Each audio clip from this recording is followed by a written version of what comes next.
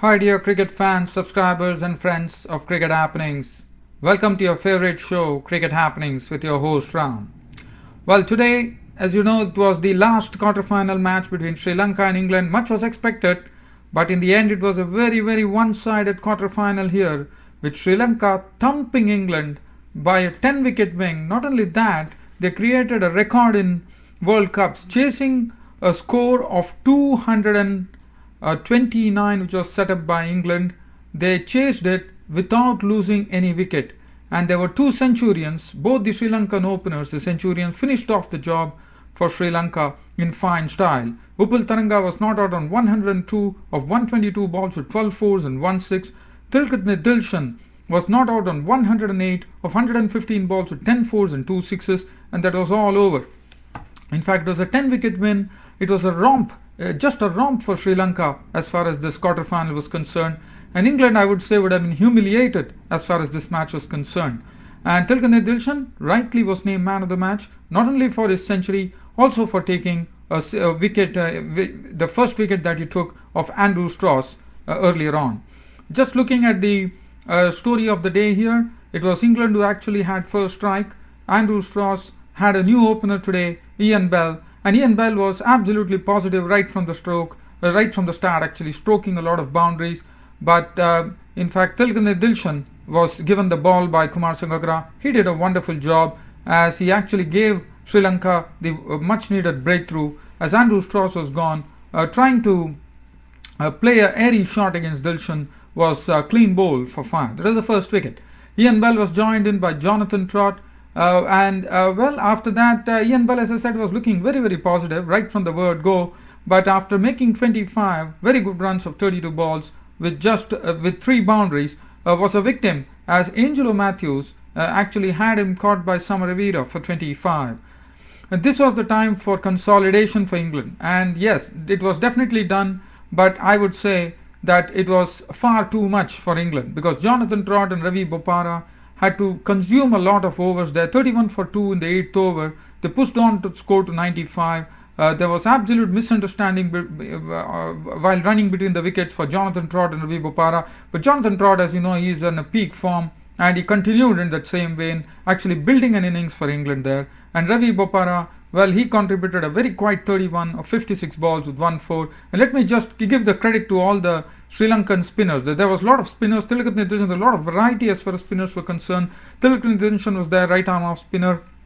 And then they had Rangana Herath who bowled superbly with his left arm spinners. Ajanta Mendes' right arm leg spinner was very impressive. 10 overs no maiden, 1 for 34. And Muthaiya Muralidharan was a bit costly, but he bowled 9 overs no maiden, 2 for 54. So Jonathan Trott and Bopara were finding it a big struggle to play the spinners and get off the scare. And in the total score of 229 for 6 that that England scored, there were just 12 boundaries. There were no sixes. There were just 12 boundaries scored. That itself gives an indication of how well Sri Lanka bowled on this particular pitch. It was a slow pitch, no doubt about it. There was a bit of turn too, but I thought the Sri Lankan bowlers exploited the conditions superbly there. After Jonathan Trott and Ravi Bopara had taken the score to 95, Ravi Bopara was gone. As he was gone, LBW going for a sweep shot of the bowling of Muralidharan for 31 of 56 balls with 1 4. After that, Ian Morgan came in. Ian Morgan joined Jonathan Trott and started living a charmed life. In fact, Sri Lankan fielding was no good today. Their air fielding, that like Angelo Matthews dropped a catch, Samaravira dropped a catch, Samara Silva dropped a catch, and all of them dropped the catches of Ian Morgan, who hit lived a charmed life to hit 50 or 55 balls with 4 fours, becoming a victim of Malinga. After that, Graham Souness was promoted in the batting order to actually take advantage of the batting power play. He failed. Ajanta Mendes actually trapped him LBW with the first delivery that he faced, and he was gone for a duck. Matt Pryor was not out on 22. Luke Wright was not out on 1, and earlier Jonathan Trott was dismissed by Muthaiya Muralidharan for a very well composed 86 of 115 balls with 2 fours, 229 for 6 for Sri Lanka on the board. The bowling figures, well, I've already spoken about it. Dilshan 6 overs on maiden, 1 for 25. So Lasith Malinga 10 overs no maiden, 1 for 46.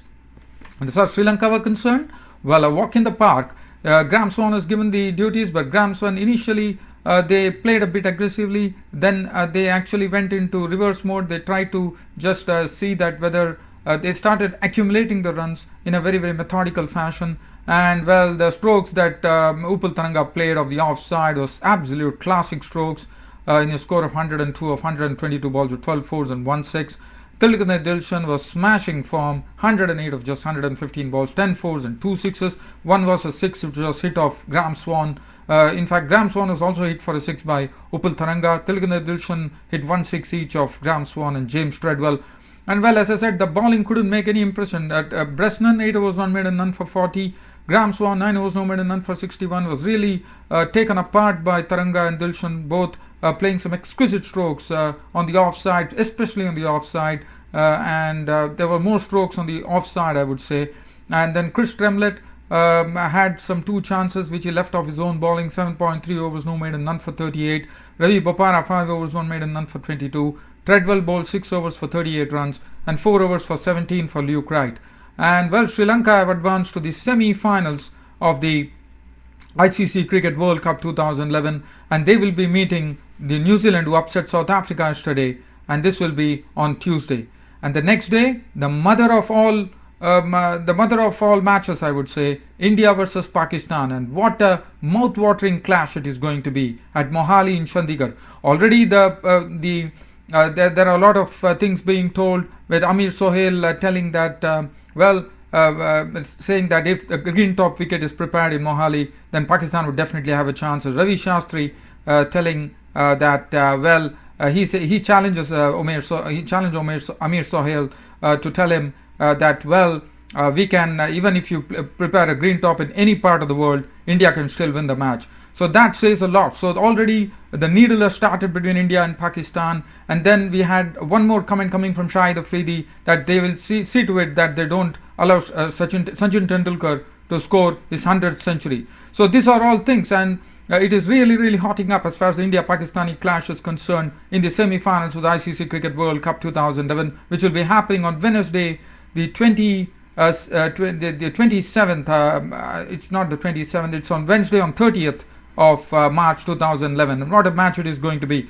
So we have 2 semi-finals. Tuesday, New Zealand take on Sri Lanka in Sri Lanka, and India take on Pakistan at Mohali in Chandigarh. And what matches these are going to be. So, well, this is going to be, there will be one step to the final when they win the semi-finals.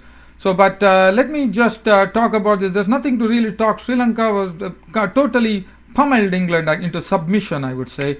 Basically, the bowlers did a good job. The batsmen, the openers just finished it off. There was absolutely no stopping Tharanga and Dilshan, and it never seemed that they would be actually getting a wicket.